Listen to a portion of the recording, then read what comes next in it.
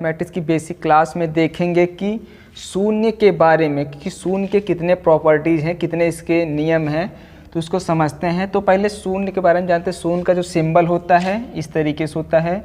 शून्य की जो खोज हुआ था शून्य की जो खोज हुआ था भारत के महान गणितज्ञ आर्यभट्ट ने किया था।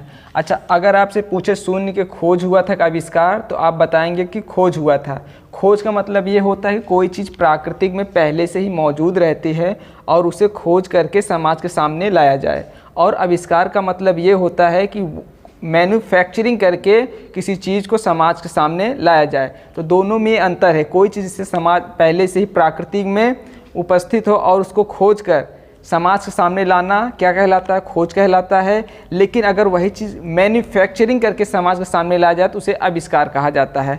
तो शून्य की क्या हुआ था? खोज हुआ था। शून्य की खोज किसने किया था? भारत के महान गणितज्ञ आर्यभट्ट ने किया था।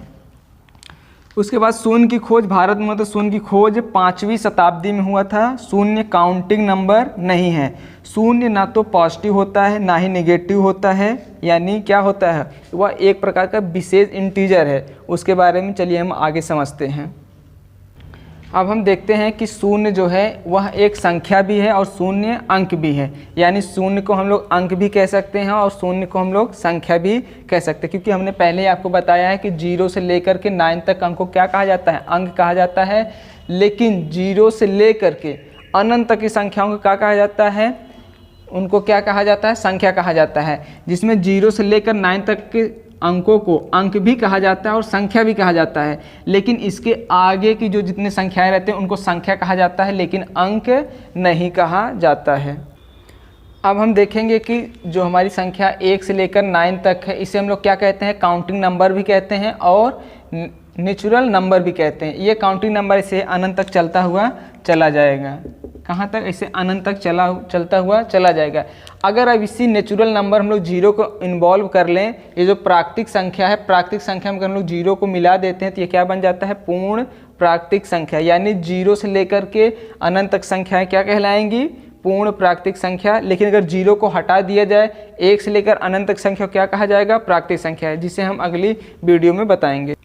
अब हम 0 के बहुत से प्रॉपर्टीज़ देखते हैं कि उसके किस तरीके से गुणधर्म है, कि वह किस तरीके से इम्प्लीफाई होता है मैथमेटिक्स में।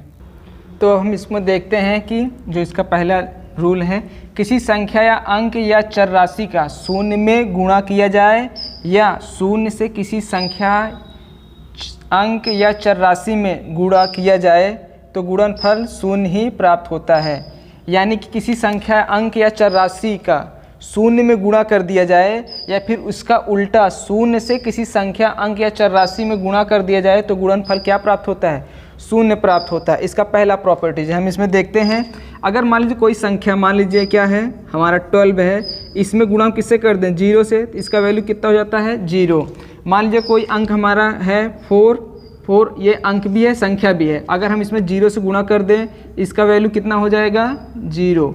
यानी कितना भी बड़ा संख्या ले, मान लीजिए हम बहुत बड़ी संख्या ले लेते हैं, इसमें 0 गुणा कर दे, वैल्यू क्या कर देता है? सबको 0 कर देता है। उसी प्रकार अगर इसको हम मान लीजिए 0 पहले लेके इसमें किसी अंक से गुणा करते हैं तो क्या मिल जाता है हमें? 0। अब मान लीजिए अगर इसमें हम किसी चर राशि वे होते हैं जिनका मान बदलता रहता है, तो उसको हम किसी वीडियो में एक्सप्लेन कर देंगे। तो अभी हम यहाँ देखते हैं चर राशि, मान लीजिए a है, तो इसमें अगर हम लोग 0 का गुणा करते हैं तो क्या हो जाता है इसका वैल्यू? 0। अगर मान लीजिए चर राशि y में 0 गुणा करते हैं, क्या हो जाता है वैल्यू? 0। उसके बाद हम ये भी देखते हैं अगर 0 का गुणा 0 में करते हैं तो इसका वैल्यू क्या हो जाता है? 0। और मान लीजिए अगर हम किसी संख्या -2 में किसका गुणा कर दे? 0 का, तो वैल्यू क्या हो जाता है? पूरा 0। तो इसकी ये पहली प्रॉपर्टीज़ है। हम चलिए और इसका नेक्स्ट प्रॉपर्टीज़ देखते हैं।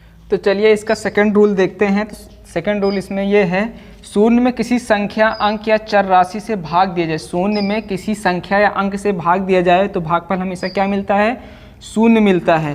देखते हैं, शून्य है और शून्य में किसी संख्या मान लीजिए 2 से भाग दिया जाए तो वैल्यू कितना आएगा? 0। अगर मान लीजिए 0 में हम यहाँ 10 से भाग दें तो वैल्यू कितना आएगा? 0। अगर मान लीजिए 0 में हम 100 से भाग दे दें तो वैल्यू कितना आएगा? 0। अगर मान लीजिए 0 में हम a से भाग दे दें तो वैल्यू कितना आएगा? 0। जीरो में अगर हम लोग बी से भाग दे दें तब भी वैल्यू क्या आएगा, जीरो। इसके अलावा हम लोग देखते हैं अगर हम लोग जीरो में जीरो से भाग देते हैं तब भी क्या आता है इसका वैल्यू, जीरो। क्या आता है, जीरो। ये शून्य की दूसरी प्रॉपर्टीज है। अब शून्य का हम लोग तीसरा प्रॉपर्टीज देखते हैं कि किसी संख्या, अंक या चर राशि को शून्य से भाग दिया जाए तो भागफल हमेशा क्या प्राप्त होता है, अनंत। क्या प्राप्त होता है, अनंत।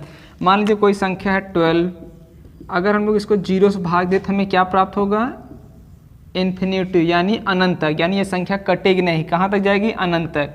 मान लीजिए हम 6 में भाग देते हैं, क्या आएगा, इन्फिनिटी। अगर मान लीजिए हम ए में जीरो से भाग देते क्या मिलता है, इन्फिनिटी। मान लीजिए वाई में अगर हम लोग भाग देते हैं जीरो से क्या मिलेगा हमें, इन्फिनिटी। लेकिन इसमें एक बात ध्यान रखना है, केवल शून्य को छोड़ करके। अगर हम बात करें शून्य की, अगर हम लोग शून्य में शून्य से भाग देंगे तो हमें क्या मिल जाता है, शून्य। तो इस बात को हम लोग हमेशा याद रखेंगे। जो जीरो क्या है हमारा, ये अंक भी है और संख्या भी है। और यहाँ कहा गया है किसी संख्या या अंक में शून्य से भाग दिया, तो संख्या में शून्य से भाग दिया गया, हमें यहाँ क्या मिला, जीरो। लेकिन शून्य को छोड़कर कहा गया, शून्य में जब शून्य से भाग देंगे शून्य ही मिलेगा। लेकिन अदर अंक में जब हम संख्या या अंक में भाग देंगे तो हमें क्या मिलता है, इन्फिनिटी, यानी अनंत तक। चलिए हम इसका अगला प्रॉपर्टीज देखते हैं। तो चलिए हम इसका अगला रूल देखते हैं। अगला रूल क्या है इसका, किसी संख्या या अंक को स्वयं से भाग देने पर भागफल हमेशा क्या प्राप्त होता है, 1 प्राप्त होता है। मान लीजिए कोई संख्या हमारा क्या है, 8 है। 8 में अगर हम लोग 8 से भाग देंगे तो हमेशा भागफल क्या आएगा, 1 आएगा। अगर मान लीजिए 10 है, 10 में 10 से भाग देंगे तो कितना आएगा, 1। यानी जो संख्या उसी संख्या से भाग देना है तो भागफल हमें क्या मिलेगा, 1 मिलेगा। मान लीजिए 100 है, 100 को 100 से ही भाग देना है तो भागफल कितना आएगा, 1 आएगा। लेकिन इसमें एक बात ध्यान रखना है, केवल शून्य को छोड़ करके। अगर हम शून्य की बात करें तो शून्य में अगर हम लोग शून्य से भाग देंगे तो हमें क्या प्राप्त होता है, शून्य। क्या प्राप्त होता है, शून्य। तो इस बात को ध्यान रखेंगे। चलिए हम लोग अगली प्रॉपर्टीज़ देखते हैं। तो चलिए हम इसका नेक्स्ट प्रॉपर्टीज़ देखते हैं। किसी संख्या, अंक या चर राशि का घात शून्य होने पर उसका मान हमेशा कितना प्राप्त होता है, 1 प्राप्त होता है। लेकिन यहाँ देखेंगे नोट, केवल शून्य को छोड़ करके। हम यहाँ देखेंगे कि जो संख्याएं, मान लीजिए कोई संख्या हमारी 1 है तो इसका पावर अगर 0 तो इसका वैल्यू कितना होगा, 1। अगर मान लीजिए कोई संख्या 10 है, इसका पावर 0 है तो इसका वैल्यू कितना होगा, 1। मान लीजिए कोई संख्या, मान लीजिए इतनी बड़ी, इसका पावर कितना है, 0 है, तो इसका वैल्यू कितना हो जाएगा, 1। अगर मान लीजिए कोई संख्या, मान लीजिए चर राशि a है, इसका पावर 0 है तो इसका वैल्यू कितना हो जाएगा, 1। y इसका पावर 0 है तो इसका वैल्यू कितना हो जाएगा, 1। लेकिन एक बात का ध्यान रखिए, अगर कोई संख्या 0 है और 0 का पावर 0 है तब यहाँ पर कितना प्राप्त होगा, केवल शून्य ही प्राप्त होगा। ठीक है, ऐसे से छोटे छोटे बातें हैं जो उनको हमको ध्यान में रखना है। चलिए हम इसका नेक्स्ट देखते हैं। अब हम देखते हैं इसका नेक्स्ट रूल। तो नेक्स्ट रूल क्या है, शून्य की घात कुछ भी हो उसका मान सदैव क्या होता है, शून्य होता है। मान लीजिए हमारा संख्या कोई शून्य है, इसका पावर कितना हो, 2, तो इसका मान क्या होगा, 0। अगर ये शून्य है, इसका पावर कितना हो, 3 हो, तो इसका मान कितना होगा, 0। मान लीजिए 0 हो, इसका पावर क्या हो, x हो, तो इसका वैल्यू क्या होगा, 0। तो इस बात को हम लोग अच्छी तरीके से ध्यान रखेंगे। छोटी छोटी बातों से ही हम मैथ को अच्छे से मजबूत कर सकते हैं। चलिए नेक्स्ट रूल देखते हैं। हाँ, इसमें अगर 0 का पावर 0 तभी इसका वैल्यू क्या होगा, 0 ही होगा। नेक्स्ट रूल है 7। किसी संख्या, अंक या चर राशि में शून्य जोड़ने पर योगफल हमेशा वह संख्या, अंक या चर राशि ही प्राप्त होता है। फॉर एग्जांपल मान लीजिए कोई अंक हमारा या संख्या 1 है, 1 में जब 0 जोड़ते हैं तो हमें क्या मिलता है, 1। और जब 0 में हम लोग 1 को जोड़ते हैं तभी हमें क्या मिलता है, 1 मिलता है। 15 में अगर हम लोग संख्या में अगर 0 जोड़ते हैं तो हमें क्या मिलता है, 15 मिलता है। और 0 में अगर 15 जोड़ते हैं तभी हमें क्या मिलता है, 15 मिलता है। अगर किसी चर राशि x में हम लोग 0 जोड़ते हैं हमें क्या मिल जाता है, x। और 0 में x को जोड़ेंगे क्या मिल जाता है, x। यानी शून्य का जोड़ पर कोई इम्पैक्ट नहीं पड़ता। किसी संख्या चर राशि में हम लोग जब 0 को जोड़ते हैं तो उस संख्या या अंक चर राशि पर 0 कोई इम्पैक्ट नहीं पड़ता, वही अंक या संख्या या फिर चर राशि ही प्राप्त होती है। चलिए हम लोग नेक्स्ट रूल देखते हैं इसका। तो हम नेक्स्ट रूल देखते हैं कि किसी संख्या, अंक या चर राशि में शून्य घटाने पर, मान लीजिए कोई हमारा संख्या 1 है, 1 में से अगर हम लोग 0 घटाते तो क्या मिल जाएगा हमें, 1। और 0 में से जब हम लोग 1 को घटाएंगे तो हमें क्या मिल जाता है, -1। 0 में 0 घटाते तो हमें क्या मिलता है, केवल 0। 0 ना तो पॉजिटिव होता है ना ही निगेटिव होता है।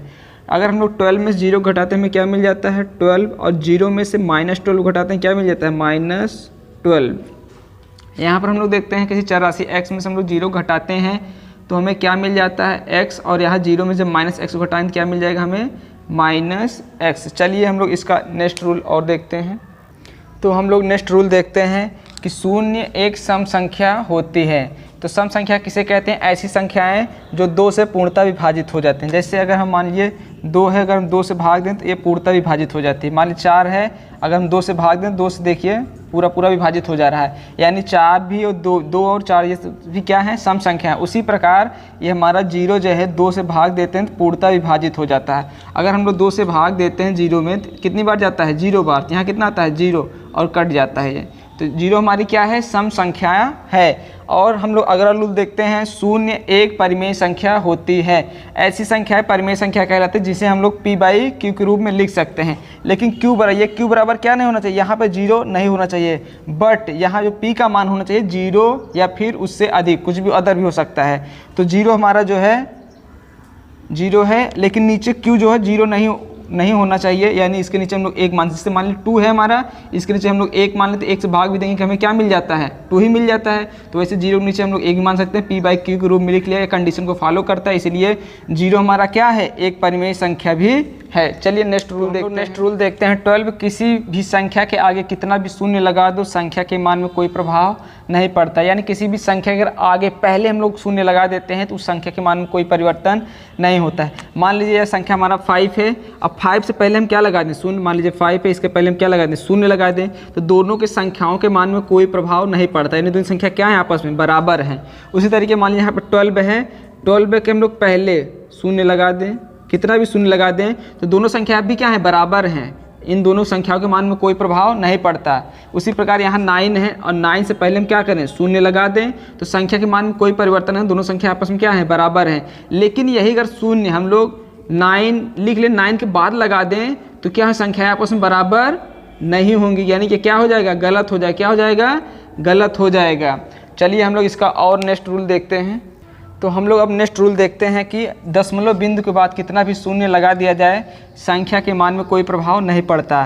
तो मान लीजिए 5.3 है, दशमलव के बाद जो अंक है अंक के बाद कितना भी शून्य लगा दीजिए संख्याओं के मान में कोई फर्क नहीं पड़ता, यानी 5.3 है, 3 के बाद अब कितना भी आप शून्य लगा दीजिए, कितना भी लगाए दोनों तभी क्या होंगे आपस में इक्वल होंगे। मान लीजिए यहाँ पर 6 है, 6 बाद हम लोग क्या करें दशमलव लगा के कितना भी शून्य लगा दें, कितना भी शून्य लगाएं दोनों संख्या आपस में क्या होंगे इक्वल होंगे। जैसे हम लोग बैंक में जाते हैं, मान लीजिए 200 रुपये जमा करते हैं, 200 रुपये जमा करने के बाद जमा करते हैं तो हम लोग इसको कैसे लिखते हैं 200 रुपये लिख लेते हैं, दशमलव लगा के 0 बढ़ा देते हैं, तो यानी ये कितना डिनोट करता है 200, यानी दोनों 200 संख्या क्या है आपस में बराबर हैं। चलिए कुछ इसका और नियम बेसिक कॉन्सेप्ट देखते हैं। तो चलिए हम लोग नेक्स्ट रूल देखते हैं। शून्य एक विशेष प्रकार का पूर्णांक इंटीजर होता है। शून्य उदासीन नहीं होता, शून्य न्यूट्रल नहीं होता है। शून्य ना तो पॉजिटिव होता है ना ही निगेटिव होता है, शून्य का अपना कोई वैल्यू नहीं होता है। जब शून्य का अपना कोई वैल्यू नहीं होता है तो चलिए हम इसको समझते हैं, इसका जोड़ घटाना और गुणा भाग पर कैसे इम्पैक्ट पड़ता है। देखते हैं अगर मान लीजिए कोई चर राशि हमारी x है, x हम लोग 0 जोड़ते हैं, तो 0 जोड़ने के पश्चात इस x के मान पर कोई इम्पैक्ट शून्य का नहीं पड़ता, हमें x ही मिल जाता है। और जब 0 हम लोग x को जोड़ते हैं तभी हमें क्या मिल जाता है x ही मिलता है, यानी 0 का इस पर कोई इम्पैक्ट नहीं पड़ा। यानी जोड़ के केस में हम देखते हैं दोनों जगह में क्या मिलता है x ही मिला हुआ है, यानी 0 का कोई इम्पैक्ट नहीं पड़ा। घटाने के केस में हम देखते हैं जब चर राशि x में 0 घटाते में क्या मिल जाता है x मिलता है, और जब 0 में से -x को घटाते क्या मिलता है हमको -x मिलता है। घटाने के केस में देखते हैं 0 का दोनों संख्या क्या मिलता है, एक बार x मिला एक बार -x मिला, यानी घटाने के केस में कहीं कहीं थोड़ा सा इम्पैक्ट 0 का पड़ रहा है। अब गुणे के केस में देखते हैं कि x में जब हम लोग 0 गुणा करते हैं इसके मान क्या कर देता है 0 कर देता है, हमें x मिलना चाहिए, यानी यहाँ पे 0 को देख रहे हैं इम्पैक्ट पड़ रहा है, यानी 0 का अपना कोई वैल्यू भी नहीं है और नहीं है, फिर भी ये क्या कर दे रहा है x क्या कर दे रहा है शून्य कर दे रहा है। यहाँ पर 0 को देखते हैं x गुणा करने क्या कर देता है शून्य कर दे रहा है। उसी तरीके से भाग में देखते हैं, अगर हम लोग x में 0 से भाग देते हैं तो हमें क्या मिलता है इनफाइनाइट मिलता है, जबकि हम जानते हैं शून्य का अपना कोई वैल्यू नहीं, जब अपना वैल्यू नहीं है फिर भी ये देखिए यहाँ पर शून्य क्या इम्पैक्ट डाल रहा है, 0 इम्पैक्ट डालता है क्या इनफाइनाइट बार जाता है। फिर यहाँ पर हम लोग 0 में जब x से भाग देते हैं कितनी बार जाता है 0, और जब 0 में 0 को भाग देते हैं क्या मिलता है हमें 0। तो यहाँ पर हम अलग अलग कंडीशन में देखते हैं कि जो जीरो है, शून्य है, वो न्यूट्रल नहीं है, क्योंकि उसको हम लोग देखते हैं जोड़ घटाना गुणा भाग हर तरह केस में देखते हैं उसका अलग अलग कहीं कहीं प्रभाव पड़ रहा है, तो इसलिए क्या होता है शून्य न्यूट्रल नहीं होता। चलिए हम इसके और कुछ नियम बेसिक कॉन्सेप्ट देखते हैं। हम नेक्स्ट रूल में अब देखते हैं कि शून्य का वर्ग क्या होता है, शून्य का वर्गमूल, शून्य का घन, शून्य का घनमूल क्या होता है। शून्य का वर्ग यानी 0 का पावर 2, यानी जब 0 का पावर 2 रहेगा तो इसका वैल्यू कितना हो जाएगा, शून्य। कितना हो जाएगा, शून्य। अगर शून्य का वर्गमूल कितना होता है, शून्य का वर्गमूल कितना होता है, शून्य। अगर इस बात की करें तो जो स्क्वायर रूट है इसका पावर कितना होता है, 2 होता है। कितना होता है, 2। जब कर्णीय हटता है, जब ये कर्णीय हटता है 0, ये जो पावर है 1/2 कर्णीय हटता है तो पावर कितना लग जाता है, 1/2। जब 0 का पावर 1/2 यानी 0 घात कुछ भी हो तो उसका मान क्या हो जाता है, शून्य हो जाता है। शून्य का घन, शून्य घन कितना होता है, शून्य होता है। और शून्य का घनमूल, तो घनमूल क्या होता है, शून्य का घनमूल, इसका मान क्या होता है, शून्य होता है। तो जो घनमूल होता है इसका पावर कितना होता है, 3 होता है। यानी जब इसको पावर हम लोग हटाएंगे शून्य का पावर कितना लगेगा, 1/3 लग जाता है। जब 0 पावर 1/3 है यानी 0 का पावर कुछ भी हो उसका वैल्यू कितना हो जाता है, शून्य होता है। तो इसी तरीके हम देखते हैं अगर 0 का पावर 2 है यानी 0 गुणे 0, हम लोग कितनी बार लिखेंगे, 2 बार लिखेंगे, इसका मान कितना हो जाता है, 0। यहाँ पे 0 का पावर कितना है, 3 बार है, तो इसको 3 बार लिखेंगे तो हमारा इसका मान क्या हो जाता है, 0 हो जाता है। अगर मान लीजिए किसी का पावर 2 है तो हम लोग कैसे लिखते हैं, 2 का पावर 2 बार कितना हो जाता है, 4 होता है। उसी प्रकार 0 का पावर अगर 2 है तो 2 बार लिखेंगे, इसका मान क्या होता है, 0 होता है। तो चलिए हम इसका कुछ और नेक्स्ट रूल देखते हैं।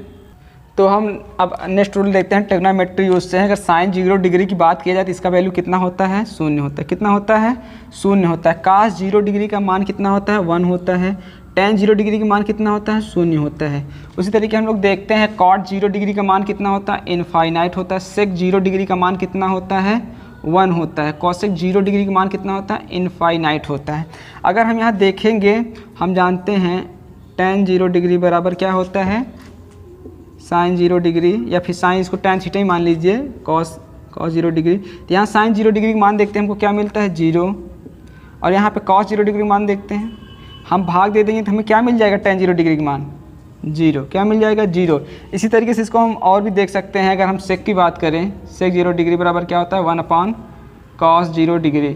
तो यहाँ पर हम लोग देखते हैं 1/cos 0 डिग्री का मान क्या होता है, 1। जब हम लोग भाग में मान लीजिए कोई संख्या अगर 15/3 हो और इसके बराबर हमको ना कुछ मालूम हो तो हम लोग मान लीजिए k मान लेते हैं। अब 15 बार इसका क्रॉस गुणा कर लेते हैं, 3 गुणा कितना हो जाएगा, k। अब यहाँ हम लोग 0 से लेकर के कुछ संख्याएं ऐसे मान लेते हैं अनंत तक। अब यहाँ हम देखते हैं k का क्या मान रख दें कि 15 के बराबर हो जाए। अगर k का मान हम लोग 0 रखते हैं तो 0 गुणा इसमें करते हैं 3 में, तो 0 हो जाएगा और जो 15 के बराबर नहीं होगा। और 1 का मान रखते हैं तो 3 हो जाएगा, 3 15 के बराबर नहीं होगा। 2 रखते हैं तो इसका मान 6 हो जाएगा जो 15 के बराबर नहीं होगा। अगर k का मान हम लोग 5 रखते हैं, अगर k का मान हम लोग 5 रखते हैं तो दोनों पक्ष क्या हो जा रहे हैं, बराबर हो जा रहे हैं। तो उसी प्रकार से हम इसको देखते हैं कि मान लीजिए 1/0 बराबर हम लोग k मान लेते हैं, तो 1 बराबर 0 गुणे k हो जाएगा। अब k के लिए हम मान लीजिए 1 से लेकर कहाँ तक, इनफाइनाइट तक मान देखते हैं। अब यहाँ k के बराबर हम कोई मान रखते हैं लेकिन 1 के बराबर नहीं होता। अगर k बराबर हम लोग 0 रखते हैं तब भी 1 के बराबर नहीं होता। अगर k का मान 1 रखते हैं, इसमें जब 0 में गुणा होता है उसको 0 कर देता है, इस वजह से 1 के मान के बराबर नहीं आता। यानी k का मान क्या है, अनडिफाइंड है। क्या है, अनडिफाइंड है। यानी k का मान कोई अपरिभाषित है। k का कोई मान यहाँ पर फिक्स नहीं है कि k का मान रख दे जो दोनों पक्षों क्या कर दे, बराबर है। इसीलिए k का मान जब डिफाइंड नहीं तो इसके लिए एक सिंबल का इस्तेमाल किया गया, वो k के लिए क्या है, इनफाइनाइट। क्या है वो, इनफाइनाइट। यानी इसका मतलब है कि अनंत कोई एक संख्या होगी जो अनंत के रूप में होगी, जो इसको डिफाइन करके क्लियर करेगा कि 1/0 जब 0 से भाग देंगे तो किसके बराबर जाएगी, इनफाइनाइट।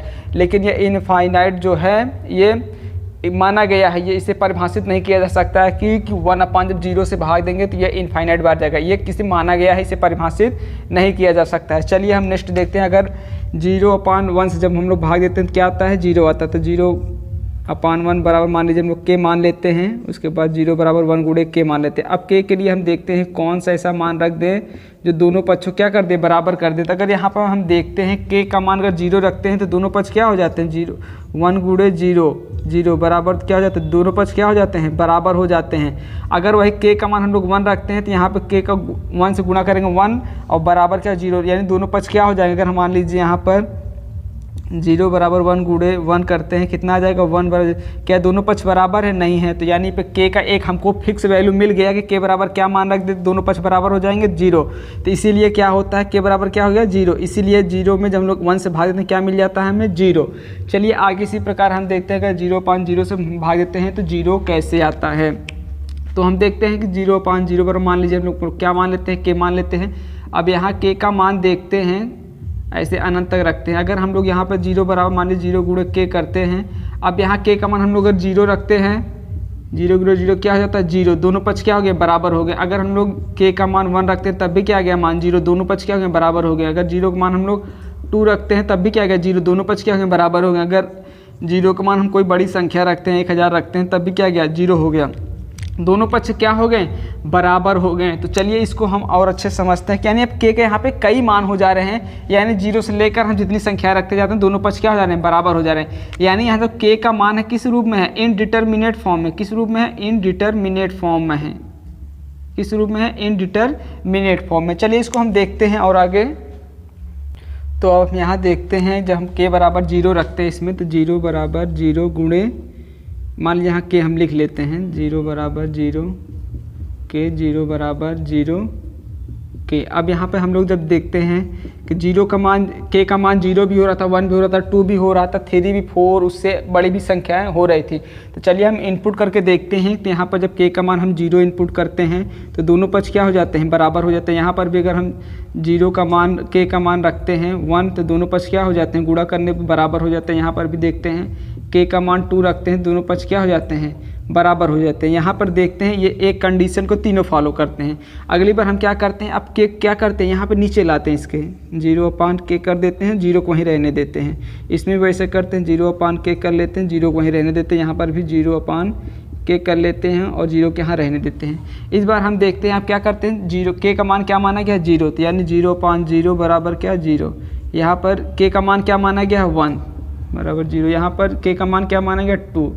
अब यहाँ देखते हैं 0 में 0 भाग देंगे, 0 बराबर 0। यहाँ पर भाग देते हैं 0 बराबर 0, यहाँ भाग देते हैं 0 बराबर 0। यानी यहाँ पर देखते हैं दोनों का ये तीनों जो हैं कंडीशन को फॉलो करते हैं। अब चलते हैं तीसरी बार देखते हैं।